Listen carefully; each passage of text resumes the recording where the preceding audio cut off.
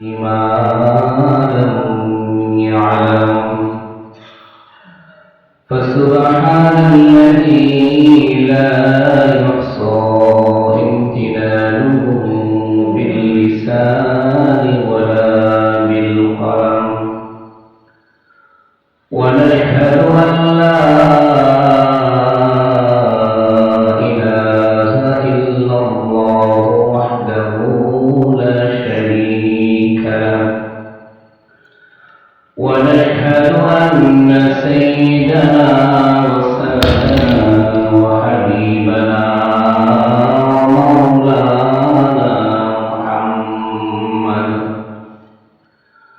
ومولانا محمدا عبده ورسوله أرسله بالحق بشيرا ونذيرا وداعيا إلى الله بإذنه وسراجا وقمرا منيرا أما بعد فقد قال الله تعالى في كلامه المجيد وفرقانه الحميد شكرا وشكر أعوذ بالله من الشيطان الرجيم بسم الله الرحمن الرحيم يا أيها الذين آمنوا إن من أزواجكم وأولادكم عدوا لكم فاحذروهم وقال النبي صلى الله عليه وسلم رضا الرب في رضا الوالد وسخط الرب في سخط الوالد وقال تعالى في شان حبيبه ومحبوبه ومعشوقه إن الله وملائكته يصلون على النبي يا أيها الذين آمنوا صلوا عليه وسلموا تسليما شغل محبة الشتين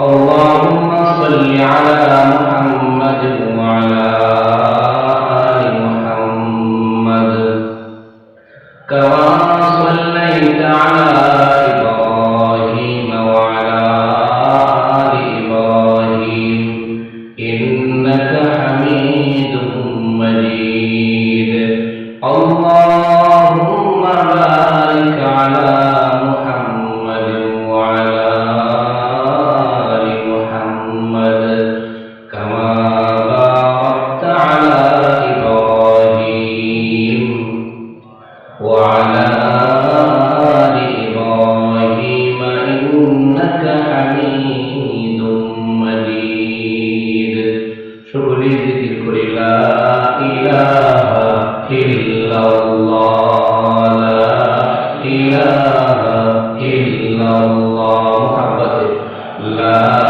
إله إلا الله لا إله إلا الله لا إله إلا الله لا إله إلا الله لا إله إلا الله আসমান মালিক যে আল্লাহ জমিনের মালিক আল্লাহ জুড়ে লা ইলাহা ইল্লাল্লাহ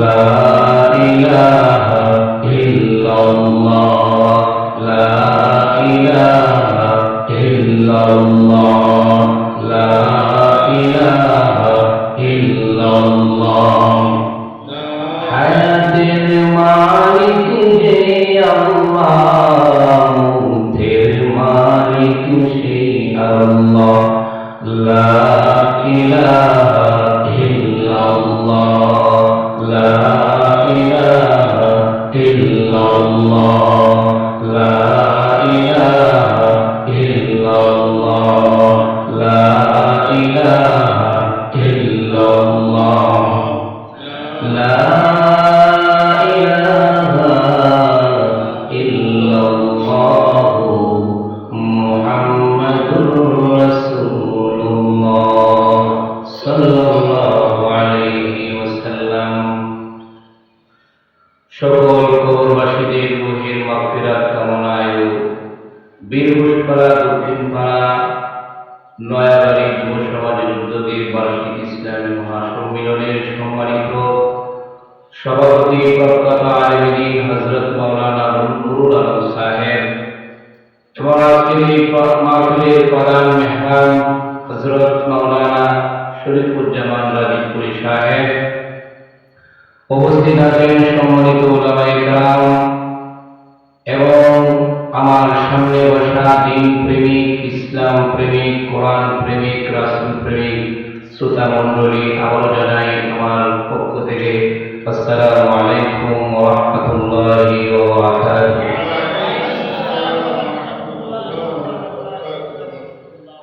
আজকে যে আমরা মাহফিলে আসলাম এই শীতের কনকনে শীতের মাধ্যমে এসে আমরা আমাদের লাভ হয়েছে না ক্ষতি হয়েছে? কেমন লাভ? আল্লাহ রাসূল সাল্লাল্লাহু আলাইহি ওয়াসাল্লাম বলেন, দুনিয়ার মাধ্যমে এমন একটা জায়গা রয়েছে যে জায়গাটা আল্লাহ রাসূল বলেন জান্নাতের বাগানে পরিণত হয়ে যায়।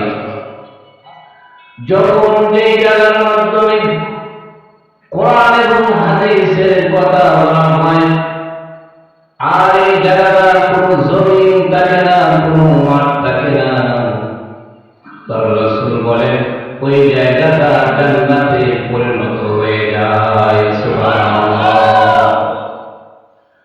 শুধু তাই নয়, আল্লাহ রাসূল সাল্লাল্লাহু আলাইহি ওয়াসাল্লাম বলেন এই মজলিসের মাধ্যমে, সবার মাধ্যমে যত মানুষ এসেছে আল্লাহ ফেরেশতাকে বলেন, ও আমার ফেরেশতারা তাদের নামগুলো লিস্ট করো। শুধু তাদের নাম নয়, বাপ দাদার নাম লিস্ট করো। আর জানা যাও এই কোরআনের মাহফিলে আসার কারণে তাদের জীবনের গুনাহগুলো আমি আল্লাহ মাফ করে দিলাম। আজকে যারা এই মাহফিল থেকে বঞ্চিত হয়ে গেছে, ঘরে কিংবা বাজারে কিংবা দোকানপাটে কিংবা রাস্তাঘাটে বসে আড্ডা দিতেছে মাহফিলের বাইরে, আল্লাহর রাসূল বলেন তারা এই সব থেকে বঞ্চিত হয়ে গেল। জোরে বলেন নাউযুবিল্লাহ। এই জন্য আমাদের লাভ না লোকসান? আমি আপনাদের সম্মুখে সূরাতুত তাগাবুনের 14 আয়াত তেলাওয়াত করেছি। রাসূল করিম সাল্লাল্লাহু আলাইহি ওয়াসাল্লামের অসংখ্য হাদিস থেকে ছোট্ট একটা হাদিস তেলাওয়াত করেছি। এই আয়াত এবং হাদিসের উপরে কিছুক্ষণ কথা বলবো। আমার তাওফীকি ইল্লা বিল্লাহ। সর্বপ্রথম আমাকে এবং তাদেরকে যে কথা আমরা বলবো আমল করার নিয়তে এবং আমল করার তৌফিক দান করুন। সকলে বলেন আমিন। আল্লাহ রাব্বুল আলামিন সূরাতুত তাগাবুনের মাধ্যমে কি বলেন? ইয়া আইয়ুহাল্লাযীনা আমানু ইন্না মিন আজওয়াজিকুম ওয়া আওলাদিকুম আদুওয়ান লাকুম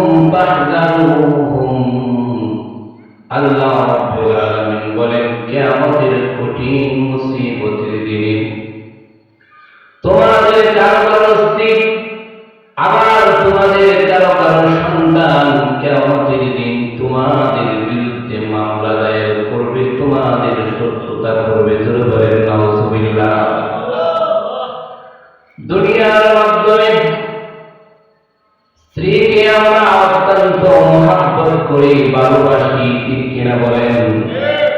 দুনিয়ার মাধ্যমে সন্তানকেও আমরা মহব্বত করি, ভালোবাসি সবচেয়ে বেশি, ঠিক কিনা বলেন? সন্তানের জন্য আমাদের জীবন দিয়ে দেই, সন্তানের জন্য আমাদের ঝাঁকে সব দিয়ে দেই। নিজে না খাই সন্তানকে খাওয়াই, নিজে না পড়ে সন্তানদেরকে পড়াই, নিজে কষ্ট হয় কিন্তু স্ত্রীকে কষ্ট দেই না। কিন্তু আল্লাহ বলেন কিয়ামতের কঠিন মুসিবতের দিনে ওই সন্তান এবং স্ত্রী আমাদের দুশমন হবে। জোরে বলেন নাউজুবিল্লাহ। আল্লাহ রাব্বুল আলামিন এই সূরার নামকরণের দিকে তাকায়। তাআরুন শব্দের অর্থ হলো কিয়ামতের দিন। আল্লাহ কিয়ামতের দিনকে কোরআনের মাজিদের মাধ্যমে নানানভাবে তিনি বলেছেন। মালিক ইয়াউমিদ্দিন, বিচার দিনের মালিক। ইয়াউমুল হিসাব, ইয়াউমুল হাসর, ইয়াউমুল কিয়ামাহ, নানান নামে আল্লাহ কিয়ামতের দিনকে নামকরণ করেছেন।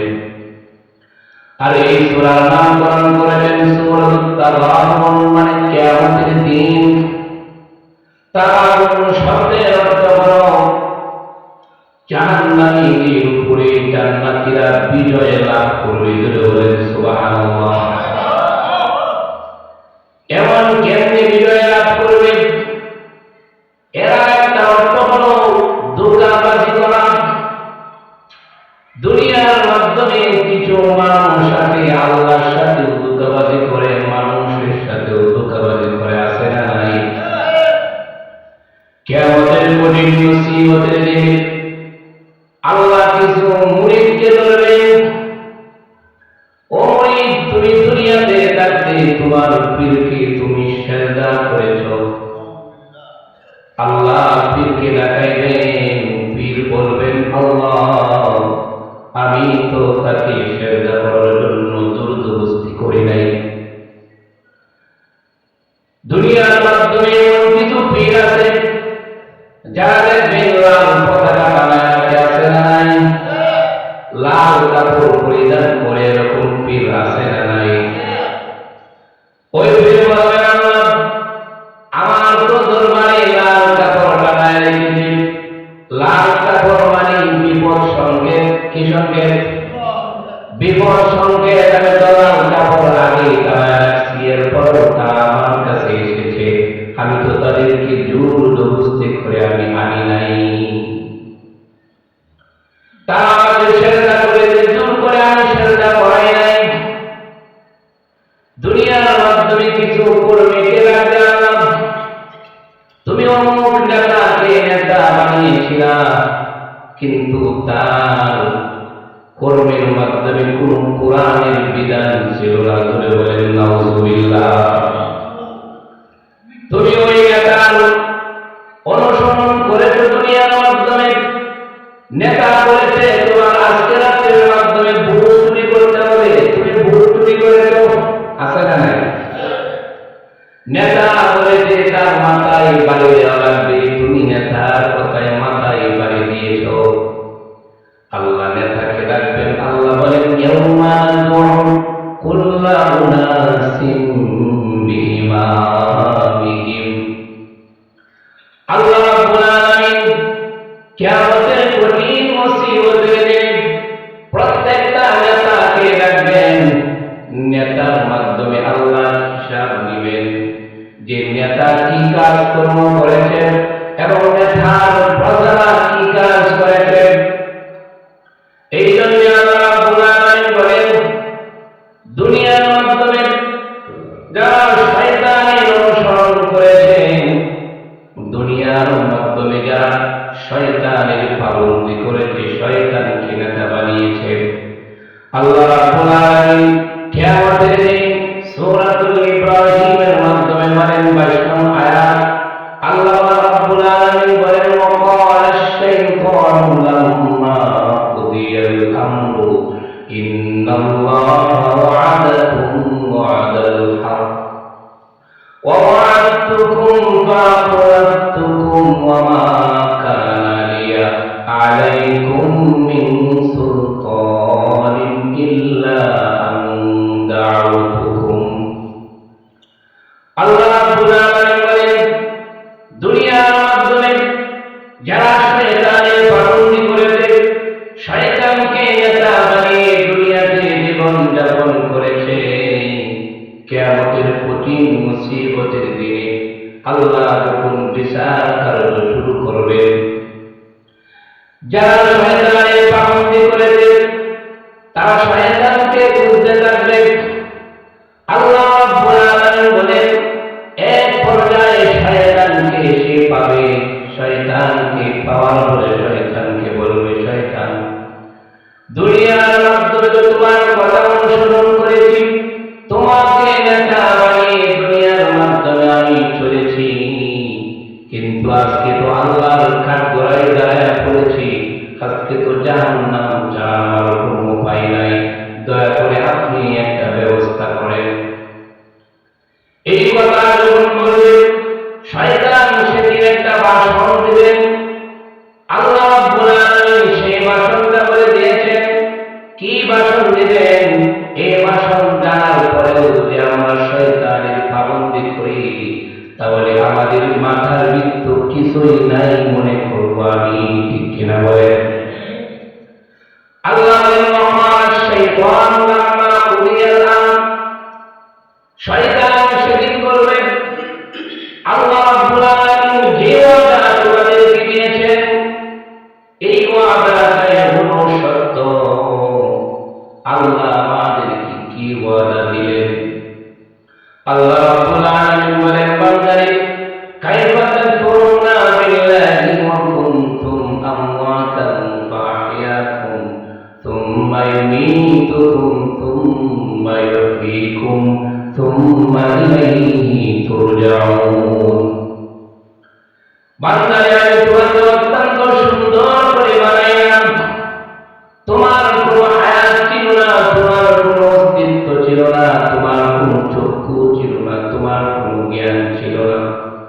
আমি আল্লাহ রাব্বুল আলামিন সুন্দর একটা বডি বানাইলাম, দুনিয়ার মাধ্যমে আমি রূপ জগৎ থেকে মায়ের গর্ভে তোমাকে পাঠিয়ে দিলাম। আল্লাহ রাব্বুল আলামিন বলেন মায়ের গর্ভে যখন তোমাকে পাঠিয়ে দিলাম, মায়ের গর্ভে আমি সেই জায়গায় তোমাকে খাবারের ব্যবস্থা